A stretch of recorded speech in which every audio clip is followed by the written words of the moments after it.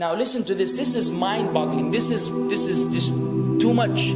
This hadith is too much. As in, it's so powerful. If we were to reflect on it, you should, maybe faint. When Allah loves a slave, He calls on Jibreel. Who's Jibreel? You know who Jibreel is? The greatest of the malaika, as far as Ahl Sunnah wal Jama'ah. The one whom when the Prophet ﷺ saw, he fainted alayhi salatu wasalam, because of his wings had covered the horizon. Jibreel, the angel who's responsible for the most virtuous thing, which is conveying the revelation from Allah to the messengers of Allah. Jibreel, and what do you know about Jibreel? Allah said, whoever is adu, whoever is an enemy to Jibreel, then Allah is the enemy to the disbelievers. Allah defended Jibreel in the Quran. Jibreel, the one who took the Prophet ﷺ in Al-Isra al-Mi'raj, in the ascension to the heavens. Jibreel, the malak, which we don't know what to say about, because of his honor and his virtue in the sight of Allah. Allah will call on him to share with him the love which He has for you. Allah doesn't need to do this. He could not do this, but Allah likes to do this, so He does it. He says, I love Fulan. Now I want you to think that Fulan is you. Whatever your name is, Ahmad, Mayrooq, whatever your name is. Imagine Allah above the heavens, above the throne, in His greatness and His majesty, which is beyond our human comprehension, calls out to Jibreel to inform him that He loves you. And then only that, فَأَحِبَّهُ, then He commands Jibreel to love you also.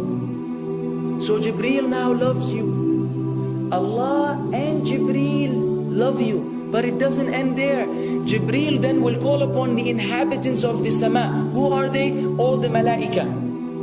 How many? We can't even count. Trillions and trillions of malaika which Allah created beyond our, again, human comprehension. All of them are commanded simultaneously to love you. First Jibreel says, Allah loves Fulan, so now you have to love him. Then all of the angels in the heavens love you. Then Allah will place acceptance for you on earth. So people will love you. Not everyone. You may be saying, why do I have enemies?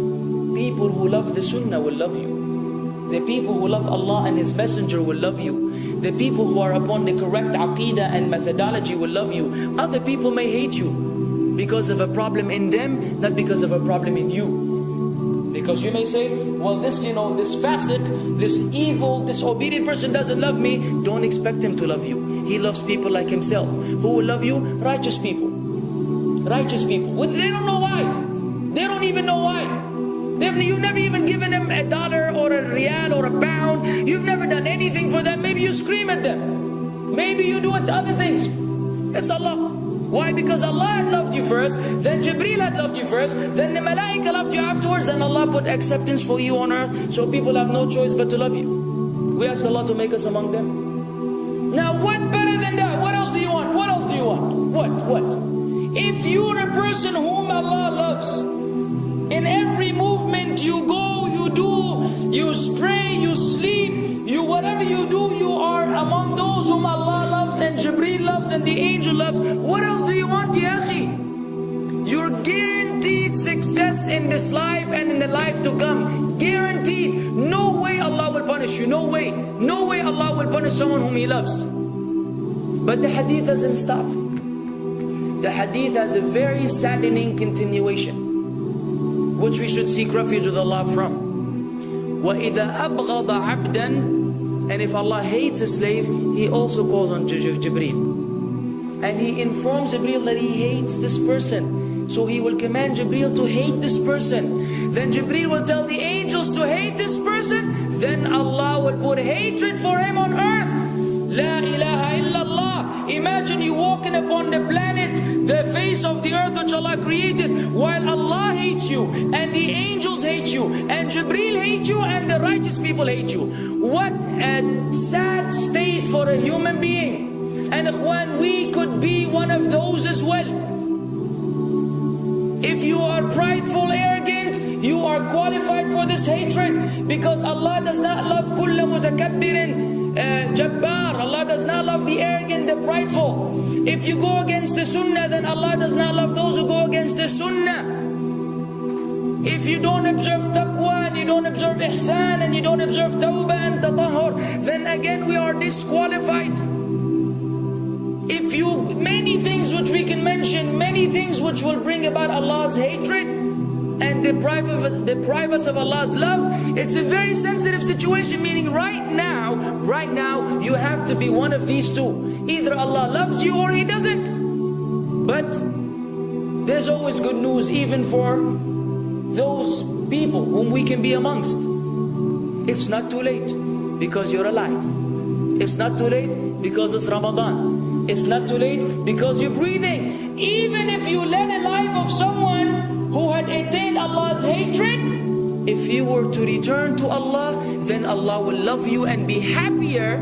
He will be so happy with your tawbah than a man who lost his mount in the desert. Upon it was his food and his drink, and then he waited under a tree for death, and all of a sudden he opened his eyes and he sees his camel or his horse or whatever that was right in front of him, and he gets so happy. He said, Allahumma anta abdi wa ana rabbuka. Oh Allah, you are my slave and I am your Lord.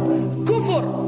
He said a statement of kufr, but the Prophet ﷺ said, أَخْطَأَ مِنْ شِدَّةِ الْفَرَحِ. He made a mistake because he's so happy.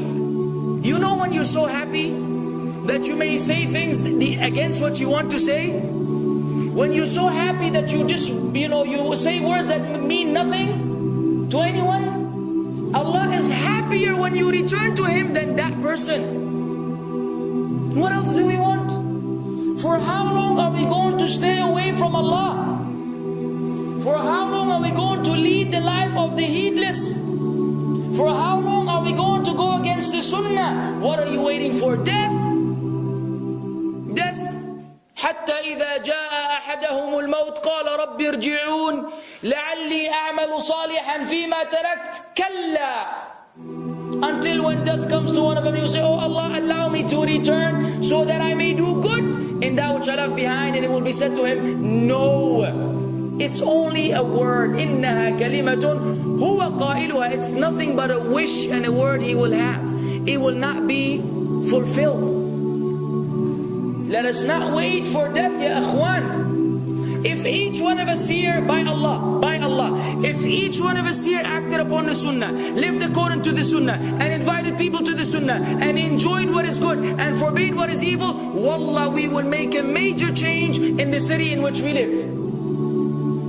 And if Muslims hearing this all over the world had that same attitude, then we will change the condition of the whole ummah. So no enemy can come and play games with us. We will squash them, all of them. Because Allah will defend. إِن تَنْصُرُ اللَّهِ يَنْصُرْكُمْ وَيُثَبِّتْ أَقْدَامَكُمْ. If you aid Allah's deen, Allah will aid you and will keep your feet firm. But we don't even live according to the sunnah, let alone be given victory over the enemies. So we're being humiliated in everywhere we go in the world. So let us make that change. Now that Ramadan is here, now that you've been given this sudden inclination towards good, if we don't succeed, if we don't take advantage of this month, wallahi, we are losers. If Ramadan ends and you are the same way you were before Ramadan began, then one of us is a loser. If we don't return to Allah after Ramadan, then we are losers as well. So tonight, bi'idhnillah, always on our mind, attaining Allah's love, acquiring Allah's love, fetching for the sunnah, and acting upon it whenever we're able to do so.